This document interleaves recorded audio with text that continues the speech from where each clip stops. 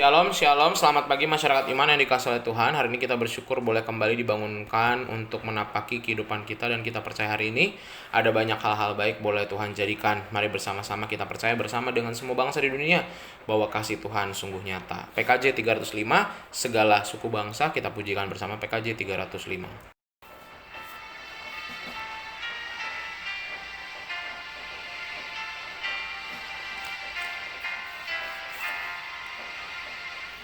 Segala suku bangsa agungkan Tuhan. Segala suku bangsa banggakan namanya. Suku bangsa agungkan Tuhan. Segala suku bangsa banggakan namanya. Mari kita berdoa. Tuhan, kami percaya bersama dengan semua bangsa yang menyembah Tuhan, kami mau mengagungkan melalui sikap hidup dan cara kami memahami tentang rencana-rencana baik Tuhan. Tuhan, hari ini kami mau baca firman-Mu, mampukan agar kami boleh mengerti terlebih memahami. Kami serahkan hanya dalam nama-Mu, kami berdoa dan bersyukur. Amin. Bersama-sama kita buka 2 Samuel 19 ayat 40 sampai 43. 2 Samuel 19 ayat 40 sampai 43. 2 Samuel 19 ayat 40 sampai 43. 2 Samuel 19 40 sampai 43. Dengarkanlah sabda Tuhan. Sesudah itu berjalanlah raja terus ke Gilgal, dan Kimham ikut dengan dia.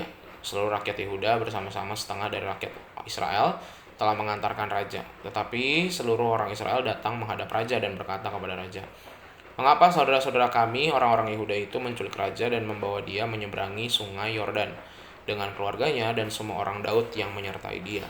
Lalu semua orang Yehuda menjawab orang Israel itu, "Oleh karena raja kerabat kami. Mengapa kamu menjadi marah karena hal itu? Apakah kami makan apa-apa atas biaya raja? Apakah kami mendapat keuntungan?" Tetapi orang Israel itu menjawab orang-orang Yehuda, "Kami 10 kali lebih banyak berhak atas raja. Sebagai anak sulung kami melebihi kamu. Mengapa kamu memandang kami rendah? Bukankah kami yang pertama-tama harus membawa raja kembali?" Tetapi perkataan orang-orang Yehuda itu lebih pedas daripada perkataan orang-orang Israel. Saya percaya konflik yang terjadi dalam hidup kita itu pasti ada jejaknya. Apa yang terjadi misalnya hari ini, itu pasti jejak bibit-bibitnya sudah ada tahunan sebelumnya. Gak mungkin orang bertengkar langsung. Kalau orang bertengkar langsung biasanya selesainya juga masalah akan diselesaikan dengan langsung. Sehingga kita percaya bahwa pertengkaran itu ada bukan 1-2 hari, tapi sudah memendam, akhirnya dia pecah dan akhirnya menjadi sebuah pertengkaran. Strategi Daud yang dilancarkan beberapa waktu ketika dia pulang ke Yerusalem setelah kejadian kudeta dari Absalom, rupanya tidak berhasil dengan baik.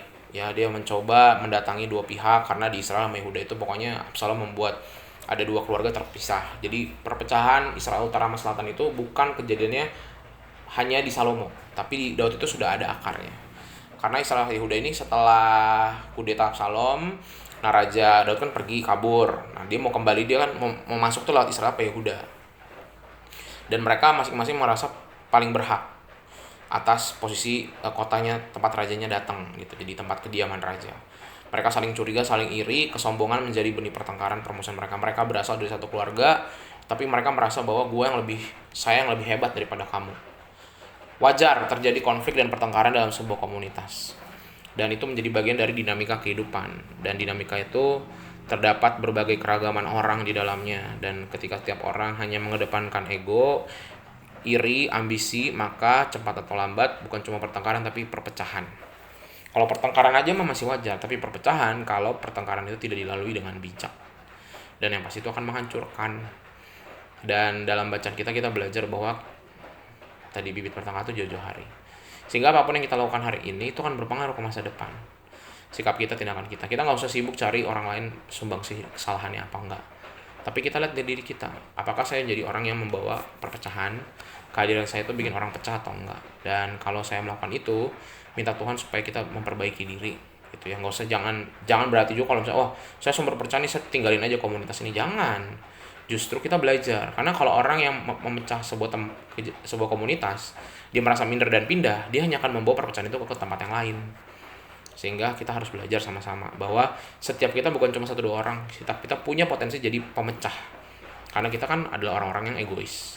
Tapi minta sama Tuhan, semoga dimanapun, baik itu di pekerjaan, di pelayanan, di rumah, dalam relasi, pertemanan, semoga kita menjadi orang-orang yang tidak jadi pemecah.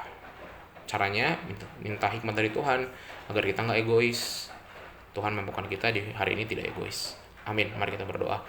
Tuhan, terima kasih dalam hidup kami. Tuhan selalu mendengarkan doa kami, dan kami percaya bahwa kami diutus untuk menjadi orang-orang yang membawa pemersatu, bukan pemecah. Ajarkan kami Tuhan untuk bisa mempersatukan orang, menjadi pembawa damai, dan biarlah kehadiran kami boleh jadi berkat. Kami serahkan dalam namamu kami berdoa. Amin. Selamat pagi, Tuhan Yesus memberkati, tetap bersemangat.